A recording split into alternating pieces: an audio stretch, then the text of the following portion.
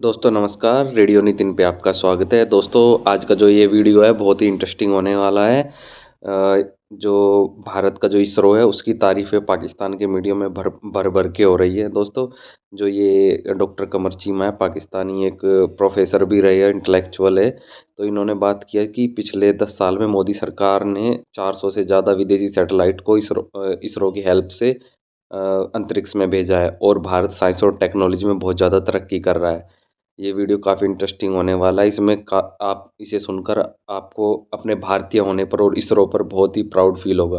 दोस्तों ये वीडियो देख लेते हैं एक बार पहले।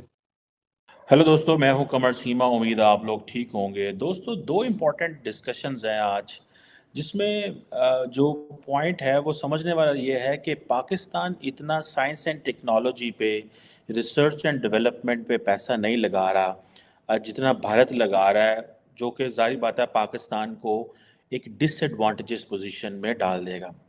कहा जा रहा है कि भारत जो है उसका जो ग्लोबल स्पेस इकोनॉमी है उसमें तकरीबन जो शेयर है 2% है ऑफ द $447 बिलियन, जो टोटल स्पेस इकोनॉमी का खर्चा है, जो बजट है दुनिया का, उसमें भारत का 2% है, and that is according to the McKinsey. ठीक है जी। अब ये जो 2033 तक they are going to take it to 8%, और फिर वो कह रहे हैं जी 247 तक हम इसको 15% पे लेके जाएंगे, जो कि इंडिया का 100 साल होगा इंडिपेंडेंस का, यानी कि 2047 में 100 साल हो जाएंगे। And if India's share in the global space economy is 15%, remember कि कितना को कंड्यूसिव इन्वायरमेंट उनके लिए हो जाएगा। दूसरी तरफ अगर आप देखें तो भारत जो है वो एयरक्राफ्ट कैरियर जो है उसमें भी अपने फुटप्रिंट्स इस्टेब्लिश कर चुका हुआ है। हाल ही में चीन ने जो है वो जिसे वो कहते हैं ना, चाइना और इंडिया दोनों अपनी नेवल कैपेबिलिटीज़ को इन्हेंस कर रहे हैं, पर्टिकुलरली इंडो पैसिफिक में इनकी जो राइवलरी बढ़ रही है। इट मीन्स कि ये जाहिर बात है पाकिस्तान को एक डिसएडवांटेजेस पोजीशन में डालता है, और हम उस रेस में नहीं है जबकि हमें होना चाहिए। अब इंडिया जो है वो दो एयरक्राफ्ट कैरियर है, आपको पता है, एक Russian made INS Vikram Aditya है, और दूसरा INS विक्रांत है, जो कि इंडिया का होम ग्रोन एयरक्राफ्ट कैरियर है। अब अगर फॉर एग्जांपल आप देखें कि इंडिया की जो स्पेस अथॉरिटीज़ हैं वो कह रही हैं कि हम 12 स्पेस मिशंस ले जो है वो को देख रहे हैं अगले 12 महीनों में, और 2024 को वो कहते हैं कि ये जो हमने मून लैंडिंग की थी, this is what the ISRO says, हम आगे की तरफ जा रहे हैं और हम क्रू लैंडिंग की तरफ, जिसे कहते हैं क्रू फ्लाइट की तरफ जा रहे हैं। अब अगर आप देखें कि इंडिया की जो स्पेस एजेंसी है वो ये बार बार कह रही है कि हम 2024 में एक आगे एक और डायरेक्शन लेने की कोशिश कर रहे हैं, और जिसमें कहते हैं कि इंडिया ने ऑलरेडी एक जो है ना वो इस नए साल के हवाले से एक सैटेलाइट लॉन्च कर दी है, to understand, to investigate the mysteries of cosmic X rays. ठीक है जी। अब ये जारी बात है, दैट टेल्स कि इंडिया किन डायरेक्शन में जा रहा है, और स्पेस रेस में पर्टिकुलरली एशिया में देखा जाए तो इसका राइवल जारी बात है चाइना बनता है। ठीक है जी। जो कि कहता है कि चाइनीज़ कहते हैं कि हम 2030 तक we are putting human beings on the moon.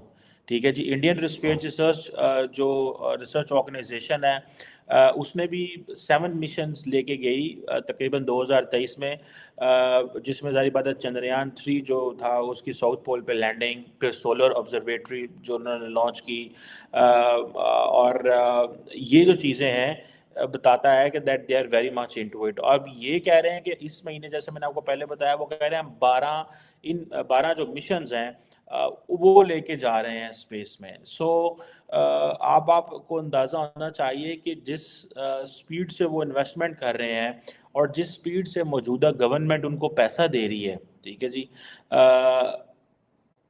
इससे अंदाज़ा ये होता है, जो what I have concluded and understood is कि नेशंस जो हैं, कंट्रीज जो हैं, they try to sit on powerful tables.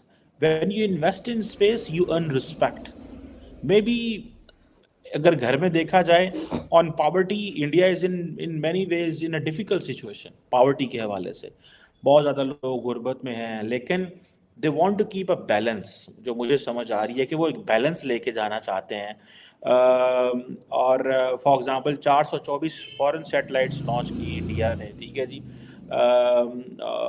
अब ये तकरीबन इन 424 जो सैटेलाइट्स लॉन्च की गई, इनमें से 400 के करीब, 390 के करीब जो थी, ये जो मौजूदा नरेंद्र मोदी की हुकूमत के दौर में लॉन्च की गई।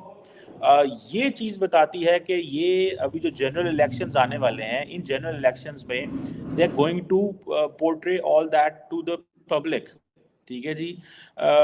और वो कहेंगे कि जी हम जिसे कहते हैं ना, हम तो बड़ा काम कर रहे हैं। ये चीज़ें बताती हैं कि मुल्क जो है, अगर वो इस वक्त 2% ग्लोबल स्पेस इकोनॉमी में पैसा लगा रहा है, 8% 2033 में लगाना चाहता है, 15% जो है वो 2047 में लगाना चाहता है, तो आपको अंदाज़ा हो जाना चाहिए कि इससे क्या जो है वो करने जा रहे हैं। जैसे मैंने आपको पहले बताया कि जो स्पेस रेस में इंडिया का जो मुकाबला है वो चाइना के साथ है, ठीक है जी। चाइना ने इसमें काफ़ी ज़्यादा ऑलरेडी इन्वेस्टमेंट्स कर चुका है और वो मुसलसल कर रहे हैं। जो एयरक्राफ्ट कैरियर्स में उसमें भी चाइनीज़ बड़े एक्टिव हैं।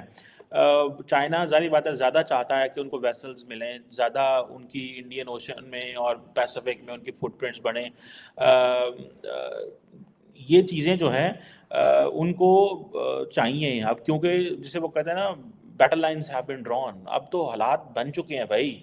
अब तो दोनों मुल्क जो हैं वो समझते हैं कि हमें आगे की तरफ जाना है। अब इंडिया ये सोच रहा है कि इंडिया अपनी जो नेवल स्ट्रैटेजी है, उसमें जो बे ऑफ बंगाल है उसके अंदर वो अपने फुटप्रिंट्स बढ़ाना चाहता है।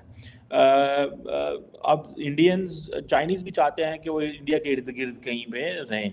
अगर अब देखना यह है कि इंडिया और चाइना के मसाइल कहाँ पे बढ़ते हैं ज़्यादा, क्या वो साउथ चाइना सी में होते हैं, इंडियन ओशन में होते हैं, एलएसी के ऊपर होते हैं, क्या होता है ये?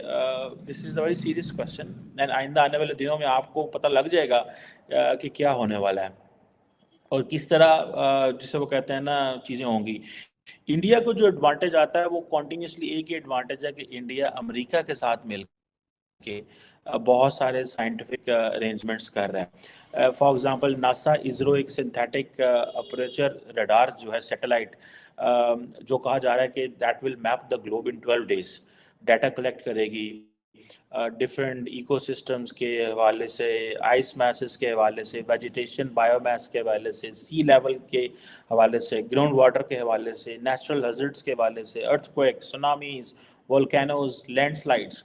अब ये जो joint and NASA ISRO synthetic aperture radar है, जिसे निसार भी कहा जा सकता है, ये जो सैटेलाइट जो जो जो डाटा मिलेगा 12 दिनों के अंदर, आप इमेजिन कर सकते हैं कि इसके कितना ज़्यादा, ये बेसिकली अमेरिका के डीओडी का प्रोजेक्ट है ना, अमेरिका के डिफेंस डिपार्टमेंट का प्रोजेक्ट है। सो अब आप इमेजिन करें कि वो किस एडवांटेजेस पोजीशन में आ गया। अभी फॉर एग्जांपल मुझे रिसेंटली पता चला है कि अब पाकिस्तान के अंदर भी फॉर एग्जांपल जो है वो फ्लड्स आते हैं, लेकिन हमें तो पता ही नहीं चलता। But India will take an advantage कि अगर नासा और इसरो ये वो they try to map the globe in 12 days और डाटा गैदर करते हैं कि बर्फ़ ज़्यादा कहाँ होगी, सब्जियां ज़्यादा कहाँ हो सकती हैं, वेजिटेशंस कहाँ ज़्यादा हो सकती हैं, समंदर का लेवल कहाँ से उठ रहा है, अगर जहाँ पे समंदर का लेवल उठ रहा है वहाँ पे लोगों को बताओ, ठीक है। ग्राउंड वाटर कहाँ पे कम हो रहा है, कहाँ पे बढ़ रहा है, ठीक है। नेचुरल जो हैजर्ड्स हैं, कहाँ पे मसाइल बन सकते हैं, वो सारी की सारी चीज़ें जो हैं, they are going to take advantage of that.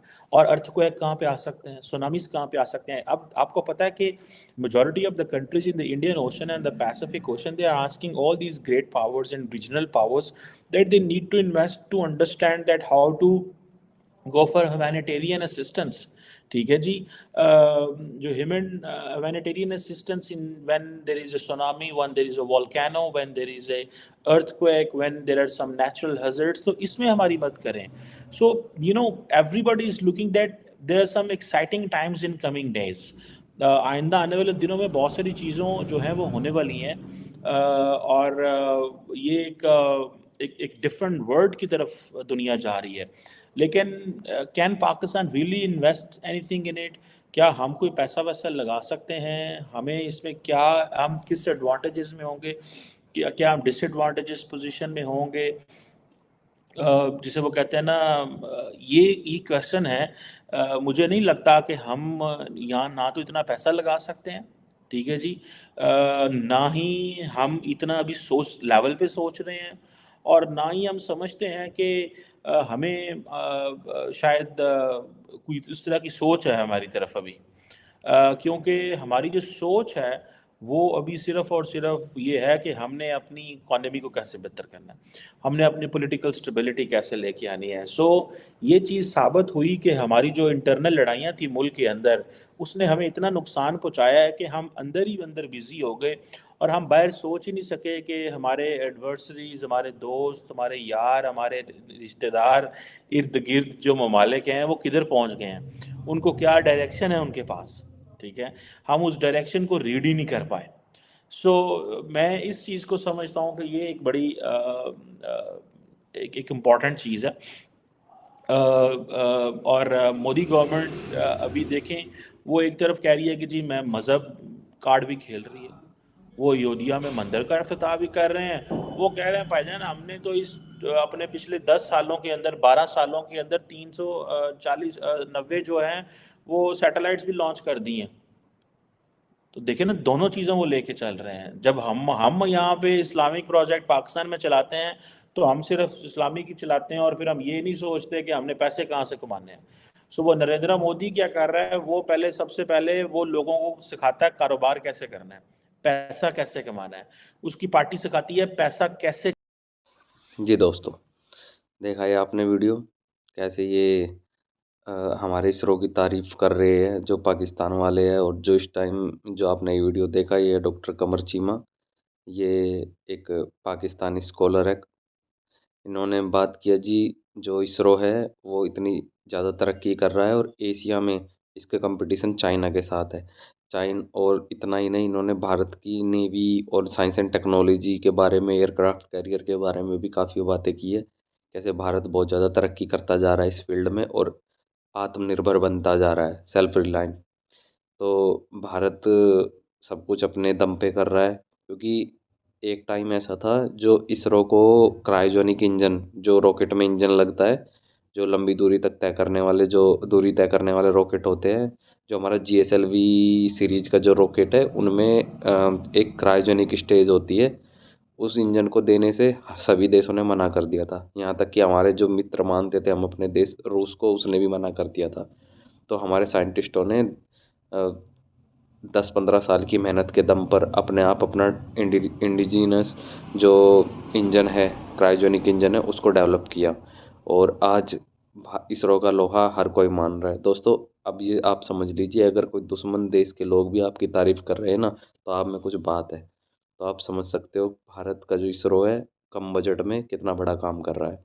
और आने वाले जो ये 1 साल है, इसमें पूरा रोड मैप जो इसरो के चेयरमैन है उन्होंने दे दिया है कि कैसे कैसे हम मिशन इस्टेब्लिश करने वाले हैं और इसरो दुनिया में क्या करने वाले हैं। दूसरों दोस्तों, एक तो इस साल सबसे बड़ा मिशन नासा और इसरो का जो जॉइंट वेंचर है, निसार, जो सैटेलाइट है दुनिया का सबसे बड़ा और महंगा सैटेलाइट, उसको इसरो श्रीहरिकोटा जो लॉन्च पैड है हमारी इसरो की, वहाँ से लॉन्च करने वाला है। ये बहुत ही बड़ा और महंगा सैटेलाइट है, इससे पहले इतना बड़ा सैटेलाइट कभी नहीं भेजा गया। तो आप सोच सकते हो कि इसरो अब स्पेस की दुनिया में कहाँ पर खड़ा है और कितना आगे जा चुका है। दोस्तों, आपको इस वीडियो को देखकर क्या लगता है? आप अपने विचार हमें बताइए कमेंट करके हमारे कमेंट बॉक्स में। और आने वाली ऐसी ही वीडियो के लिए हमारे इस चैनल को सब्सक्राइब करना ना भूलें। अभी के लिए दोस्तों इतना ही। आपका वीडियो देखने के लिए बहुत बहुत धन्यवाद दोस्तों।